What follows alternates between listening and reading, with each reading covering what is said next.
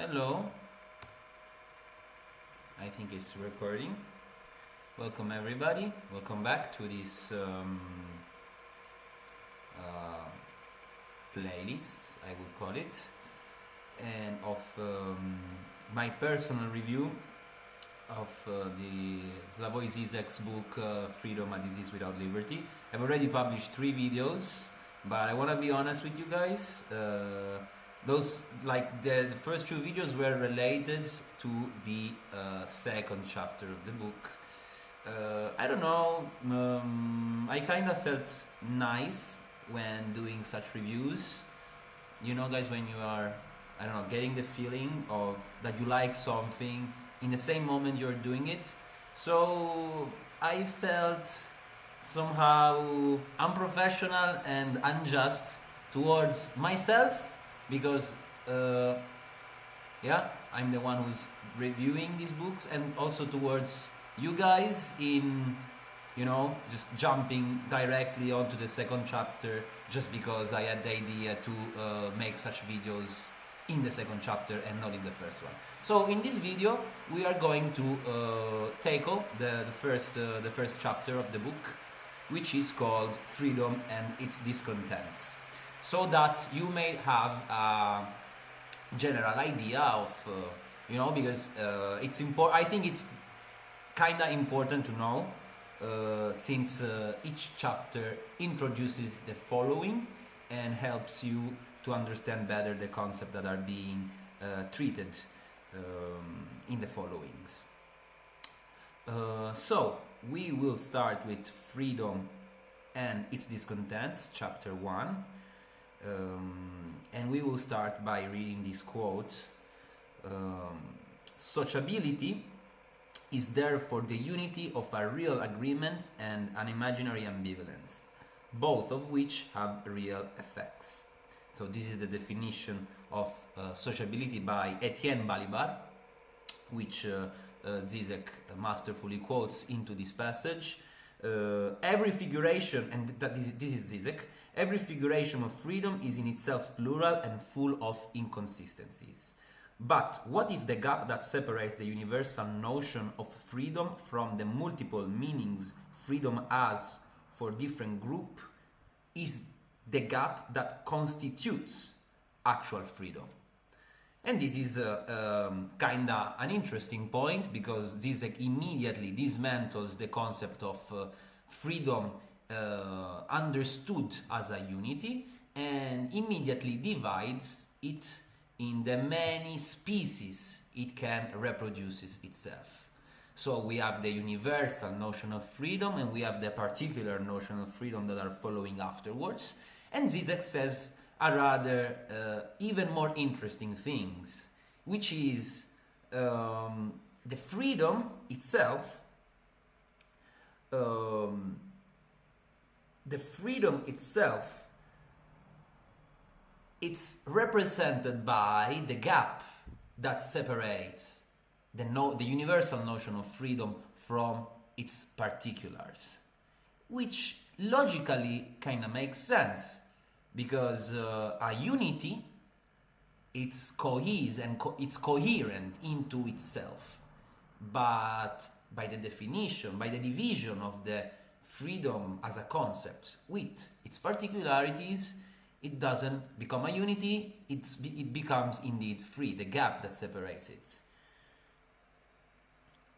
Liberty, now it's getting deeper into the concept of the varieties of freedom we may encounter into our day life. So liberty is the ability to do as one pleases. The exercise of liberty is subject to capability and limited by the right of others. So I am free as long as I'm not breaking the freedom of others. This is a legal conceptualization of freedom in the social order, in the social status. And therefore it specifies it under the rule of law, without depriving anyone else of their freedom. Freedom itself is more broad in that It represents a total lack of restraint or unrestrained ability to fulfill one's desire. So, in such a sense, freedom is something conceptually superior to liberty because it basically means literally doing whatever desire you got in your mind, including the immoral. The dimension, the morality dimension, it's under the scope of freedom and it's included. Liberty can be taken away as a form of punishment. Freedom as a concept cannot be taken away. Therefore, it stays. Liberty is the leverage upon which society manages the order of the rules they are imposing on the population. Subtly imposing, directly imposing. There are many vagaries about this, but the general line is this one. Then Zizek divides abstract freedom and concrete freedom. Abstract freedom is the ability to do what one wants independently of social rules and customs. So, even to act against one's own substantial nature. So, indeed, freedom at its purest is going, it might also include going against ourselves.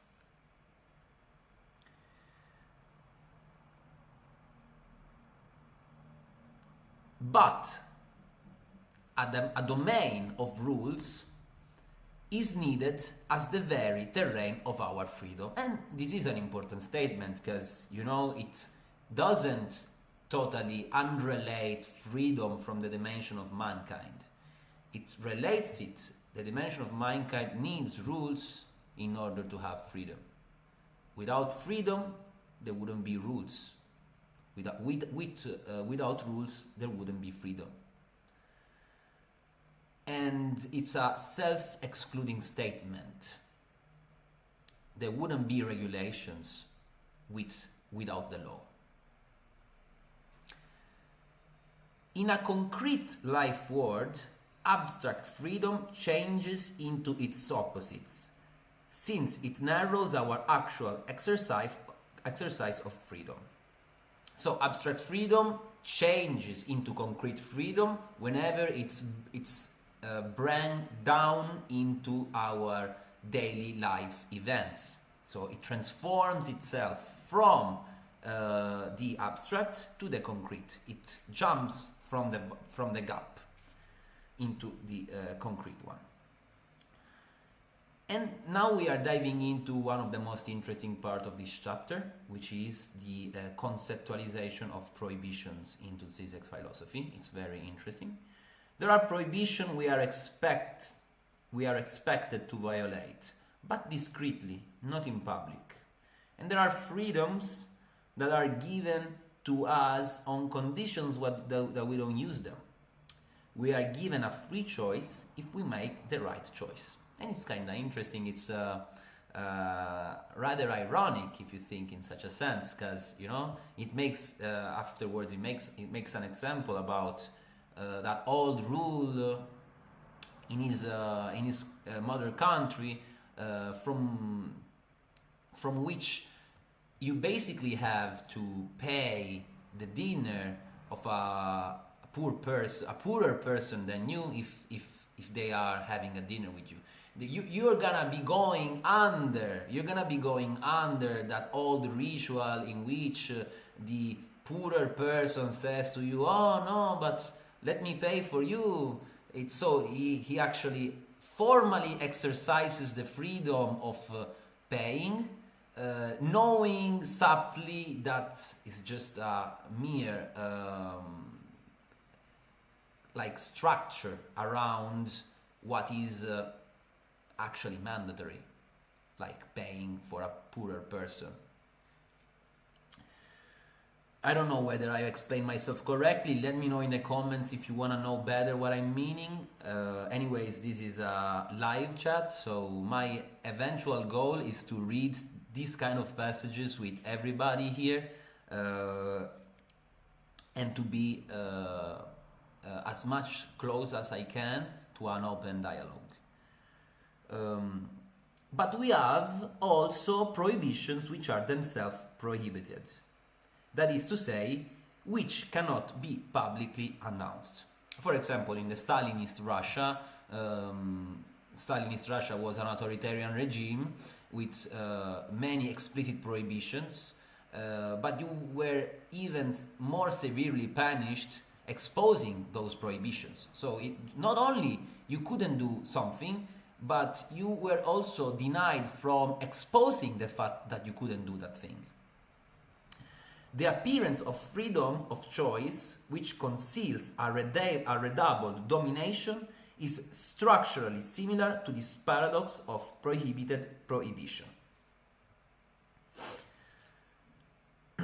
Every order of culture implies its obscene underground, what one is not allowed to talk publicly. And by this it means that there is always a level of obscenity behind the order of rules, and somehow this obscenity is also contributing to reinforcing the structure of the rules themselves and of the laws that constitute them. For example, this space of obscene operates at multiple levels, from rumors about the dark side of the private life of political leaders and the use of dirty language and indecent situations, to cases which are much more innocent. The function, now he gets back to the concept of prohibiting prohibitions. The function of prohibiting prohibitions are two. Basically, to let potential dissidents know that if they annoy those in powers too much, they can be punished at the power's will. So it's to instill fear into the dissidents, because if you don't know what is prohibited, how can you act in that border of the law, preventing yourself from being arrested? So it acts like a deterrent in a way. This is the first function. The second function is the maintenance of appearances. So prohibiting prohibition, it's an obscene of the prohibition, which helps to support, as I mentioned before, the rules placed above these prohibitions that regulate the status quo we are living in. It is operative also in permissive capitalism, the fact that we should maintaining the appearance, negating what actually is the reality. And he makes a wonderful example regarding the relationship between master, like employer and employee. In nowadays capitalist society, employers have I would call it personally, arrogance of pretending themselves at the same level of the employees, and this is actually a fetish of the capitalist society, and I would call it rather humiliating process the employee has to undergo, because not only he has to be under a person's rule, he also has to pretend that that person is equal to himself. Like there is no actually relationship of power whatsoever between you and me.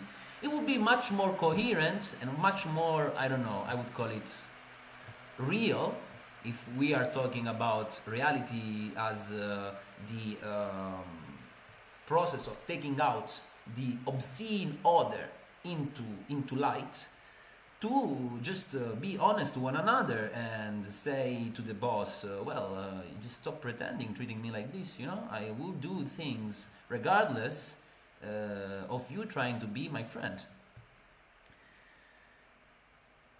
The law is not only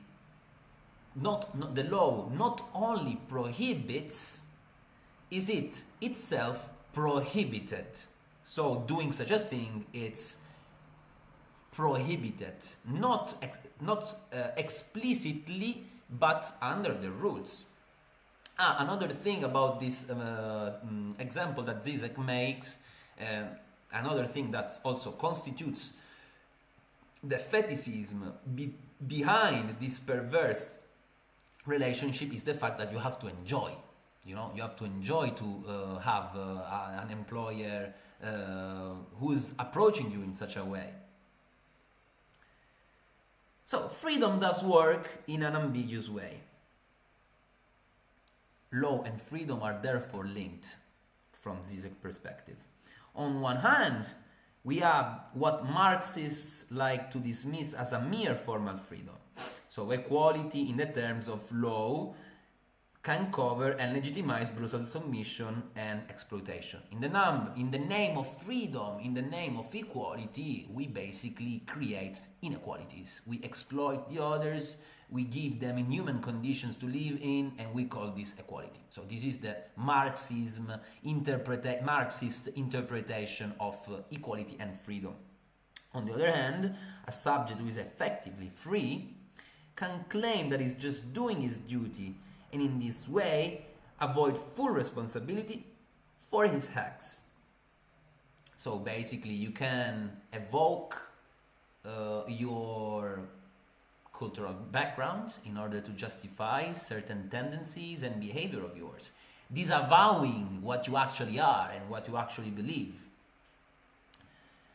A social space is not just the space of what is permitted, but also the space of what is repressed, and simultaneously necessary for this public space to reproduce itself. And there we go back to the old notion of obscene inside the rules and the tendencies of societies.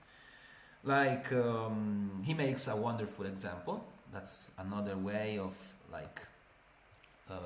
just monitoring the time of recording. Yeah, we just got 10 more minutes. I don't want to make this longer than 25. So, back into the dimension of the obscene, here Zizek points out a rather clever example. The military dimension, the way of handling such a thing by the power is by marked and defined homophobic behavior. You cannot be homosexual while doing the military, and this is a rather explicit, implicit rule that we find in our Western societies. The military itself is pushing actively away any declaring member who is marginalizing any member who's doing outing. But at the same time, Zizek claims that the structure itself of the military organization is held by an implicit homosexuality between its member, an obscene, a fetish, which is perpetuated and likely constitutes the structure itself of the military regime, of the military institution. He makes some examples. They are kind of interesting. These examples, let's read a few of them. From my own experience, I remember how the old infamous Yugoslav People's Army was homophobic to the extreme. Yet, at the same time, everyday army life was excessively permeated with the atmosphere of homosexual innuendos. Say, while soldiers were standing in line for their meal, a common vulgar joke was to stick a finger into the ass of the person ahead of you and then to withdraw it so quickly that when the surprised person turned around, he did not know who among the soldiers behind his back, sharing a stupid obscene smile, did it. So this is an example. The key point not to be missed here is how this fragile coexistence of, that is to say, publicly non-acknowledged underground libidinal bears witness to the fact that this discourse can only be operative by way of censoring its own libidinal foundation. So this is what I was saying before. The same existence of this kind of structure is supported by the prohibitions this structure itself poses to the regulation. The mechanism of censorship intervenes predominantly to enhance the efficiency of the power discourse itself. Power is based on rules. Power, it's based on prohibitions. The enacting of those prohibitions on the obscene level, on the underground level, reinforces the efficiency and the structure of power. We have to think in a language against this language. So, in order to bring that obscene into reality, we should, Zizek claims, Zizek proposes, we should try to play a bit with our words, just like he's doing in such a book, in this book. He states, the rules of language can be changed in order to open up new freedoms. But the trouble with politically correct newspeak clearly shows that direct imposition of new rules can lead to ambiguous results and give birth to new, more subtle forms of racism and sexism. So this is just Zizek's point of view relating the politically correctness. I don't know whether you guys agree to this. Me personally, I agree to this. I think that the politically correctness is rather reinforcing this dimension of the obscene by negating its exposition in a meta language, in another language, into the real world, into the public dimension. The contours of concrete freedom are, of course, historically variable.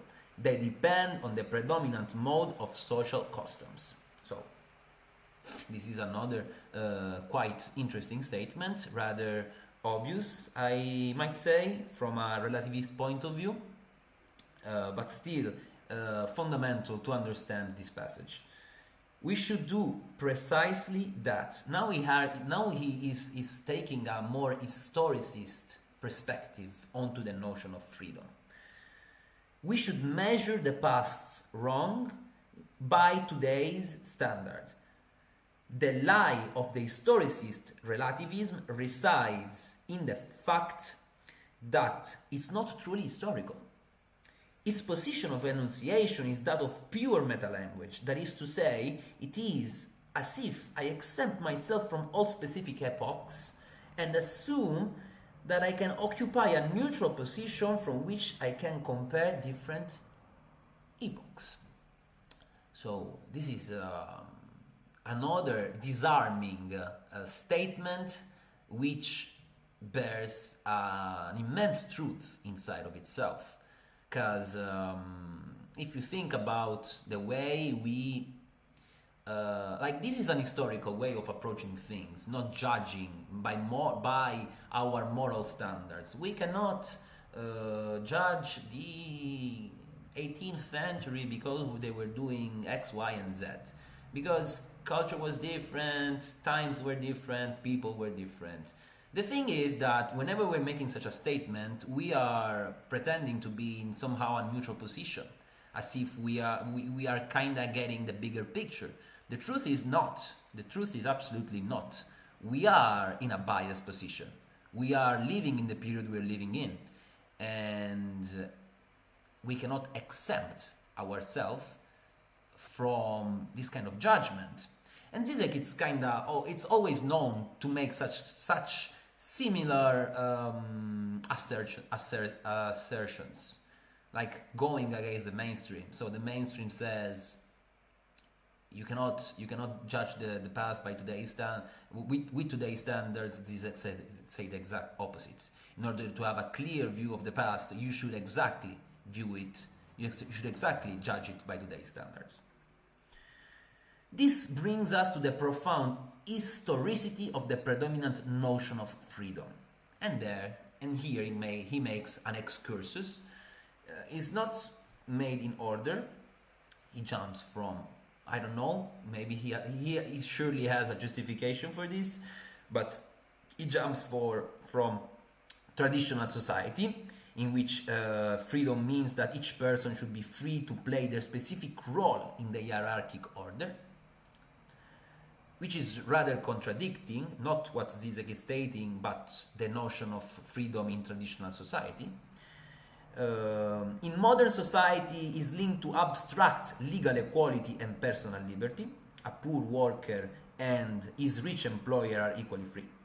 From the mid-19th century, freedom is linked to social circumstances which enable me to actualize it.